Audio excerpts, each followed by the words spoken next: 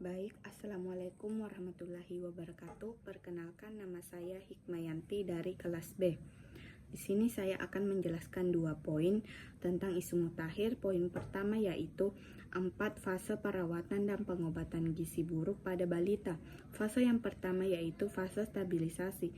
Fase stabilisasi merupakan fase awal perawatan yang umumnya berlangsung 1-2 hari, tetapi dapat berlanjut sampai 1 minggu sesuai kondisi klinis anak. Pemantauan pada fase stabilisasi dilakukan dengan mencatat tanda-tanda vital seperti denyut nadi, frekuensi pernapasan, suhu badan, tanda-tanda bahaya derajat edema, asupan formula, frekuensi defekasi, konsistensi feses, volume urin, dan berat badan. Fase yang kedua yaitu fase transisi. Fase transisi adalah masa peralihan dari fase stabilisasi ke fase rehabilitasi dengan tujuan memberi kesempatan tubuh untuk beradaptasi terhadap pemberian energi dan protein yang semakin meningkat. Pemantauan pada fase transisi sama seperti pada fase stabilisasi.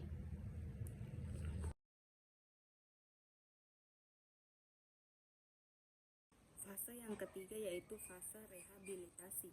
Fase ini dapat diberikan di layanan rawat jalan maupun rawat inap. Fase ini adalah fase pemberian makanan untuk tumbuh kejar, pemberian energi sebesar 100-220 kilokalori per kilogram berat badan per hari dalam bentuk formula 100 atau RUTF bertahap, ditambah makanan yang sesuai berat badan, umumnya berlangsung selama 2-4 minggu. Kemajuan terapi ini dinilai dari kenaikan berat badan setelah pemberian formula 100. Selanjutnya fase tindak lanjut. Pada fase ini merupakan lanjutan pemberian makanan untuk tumbuh kejar dengan pemberian makanan keluarga dan pemberian makanan tambahan pemulihan PMTP.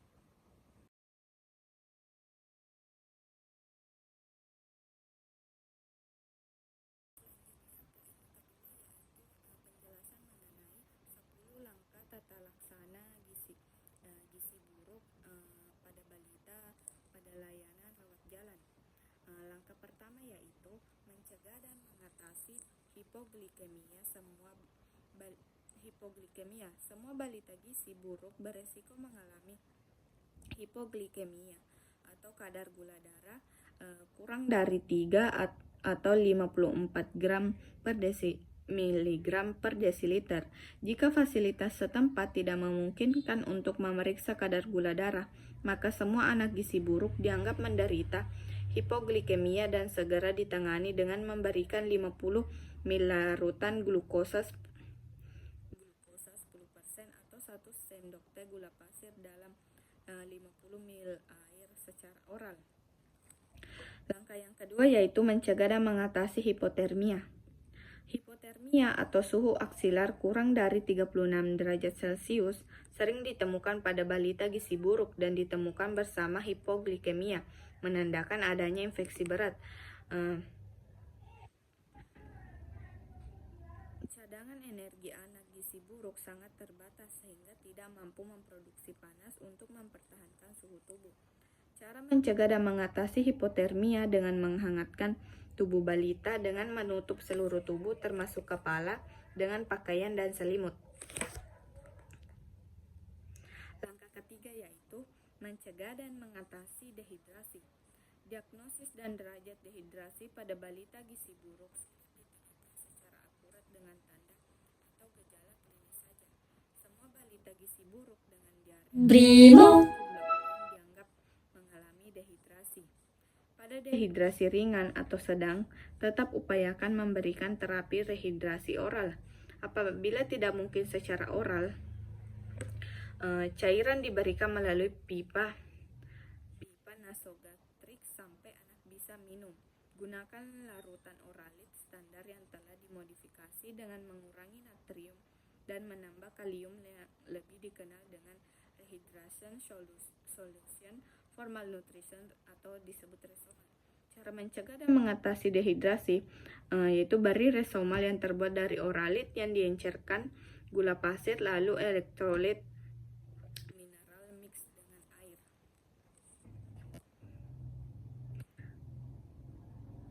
Langkah keempat, memperbaiki gangguan keseimbangan gizi buruk, terjadi gangguan keseimbangan cairan, elektrolit, dan mineral. Untuk mengatasi gangguan keseimbangan elektrolit tersebut, diberikan mineral mix yang ditambahkan ke dalam formula 75 dan formula 100 dan Resomal. Tubuh anak gizi buruk relatif mengandung kadar natrium lebih tinggi dan kalium lebih rendah dibandingkan anak normal.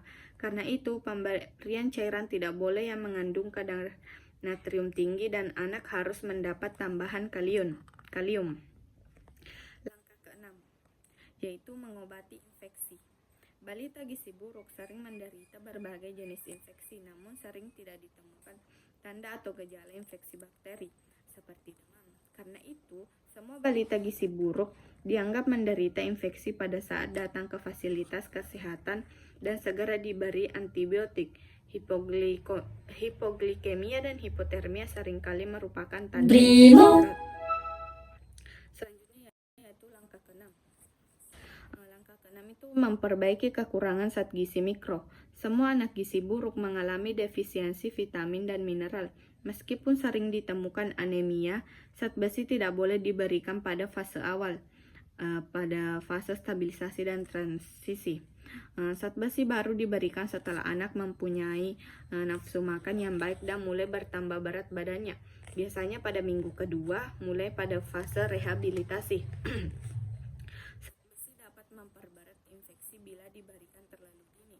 Pemberian zat gizi mikro sama dengan penjelasan sebelumnya. Langkah ke-7 yaitu memberikan makanan untuk fase stabilisasi dan transisi. Diberikan untuk anak gizi buruk di layanan rawat inap. Langkah ke-8, memberikan makanan untuk tumbuh kejar. Pada fase rehabilitasi terjadi replesi atau pemulihan jaringan tubuh sehingga diperlukan energi dan protein yang cukup yang diberikan energi 100-220 kilokalori per berat badan per hari. Protein 4-6 gram. Terapi gizi yang diberikan dapat berupa formula 100 dan atau RUTF yang secara bertahap ditambah makanan yang padat gizi. Selanjutnya yaitu langkah ke-9, memberikan stimulasi untuk tumbuh kembang. Pada anak gizi buruk terjadi keterlambatan perkembangan mental dan perilaku. Keterlibatan keluarga terutama itu sangat diperlukan dalam memberikan stimulasi untuk tumbuh kembang anak. Oleh karena itu, perlu diberikan petunjuk kepada orang tua dan keluarga untuk memberikan stimulasi perkembangan anak dengan penuh kasih sayang, sambil bermain, bernyanyi, dan menciptakan suasana yang menyenangkan. Stimulasi diberikan secara bertahap dan berkelanjutan sesuai umur anak. Langkah ke-10 atau langkah terakhir yaitu mempersiapkan untuk tindak lanjut.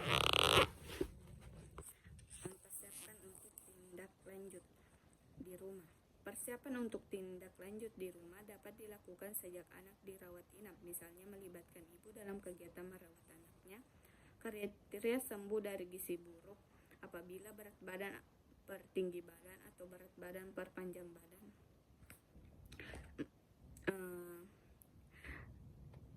Dalam kategori min 2 SD atau lila lebih dari 12,5 cm dan tidak ada pitik edema bilateral. Bila balita keluar dari layanan rawat inap setelah sembuh sesuai dengan kriteria di atas, maka anjurkan untuk kontrol teratur setelah pulang 1 kali per minggu pada bulan pertama, 1 kali per 2 minggu pada bulan kedua, selanjutnya 1 kali per bulan sampai 6 bulan atau lebih. Selain itu, dianjurkan juga untuk melengkapi imunisasi dasar ataupun ulangan sesuai program PPI, program perkembangan imunisasi. Baik, mungkin itu saja. Sekian dari saya.